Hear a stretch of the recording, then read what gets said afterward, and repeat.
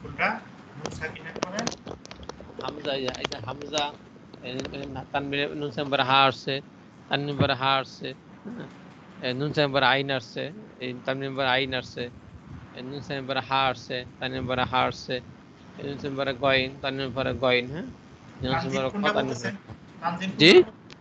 তানজিন বলতেছেন কোনটারে? তানউইন? বুঝি না। তানউইন বলতেছেন কোনটারে? তানবিন এই যে এটা দুই জবর দুই যদি বেশি তানবিন পরে না, ও আচ্ছা আচ্ছা আচ্ছা।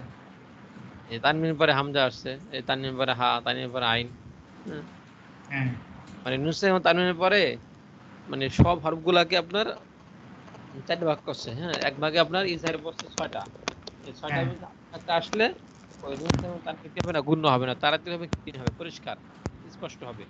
মিন আলফি, মিন নুনজের মিন, হামজা নামজের আল, মিন আল ফাজের ফি, মিন আলফি, আর শিন যদি হাজের শাহ রজের হামজা রিন। হামজারা না আসলে কিভাবে হইতো? মিন। জি, হামজারা না আসলে মিন নুন সাকিনের পরে। হামজা না আসলে মিন হইতো না, হামজা না আসলে অন্য কিছু হইতো, সেটা তো এখন আসে না, যেটা আসে এটাই এখন। আচ্ছা আচ্ছা। মানে আপনার আপনার একটা আসবে এটি আছে, এখন হুম ইজহার আসতে গুণ হয় না, ঠিক আছে। হুম, হুম ইজহার না হলে অনেক কিছু আসছে, ফার্স্ট তারিখ করা হয়তো, সিনালিক করা হয়তো, রয়্যাল একদম বেলাগুন হয়তো, মিম আসলে একদম হয়তো, বা আসলে লিখলাম হয়তো, কিন্তু এখানে যেটা আসছে এটা হলো এটার রুলস। আচ্ছা। বুঝে আসছে? হুম। আপনি ইজহারে কটা হরফ বলেন তো?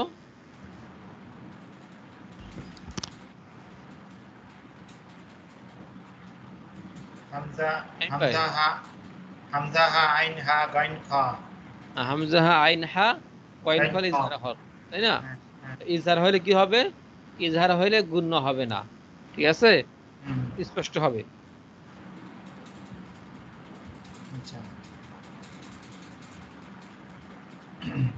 লিখে রাখতেছেন? তারপর সাউন্ড চলে যেতেছে বারবার। জি, সাউন্ড চলে গেছিল এখন। ও, এই জন্য তো আমি সাউন্ড পেতেছিলাম না। হুম,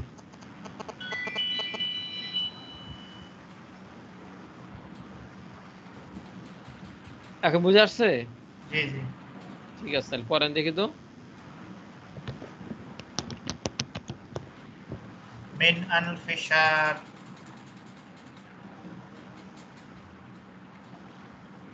মিন আনফিসার শাহরিন, মিন আলফি শাহরিন,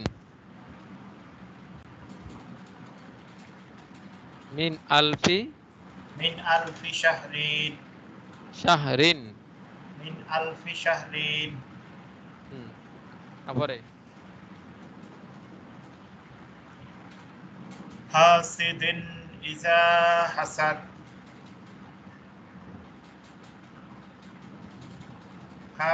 হাসিদিন ইজা হাসাদ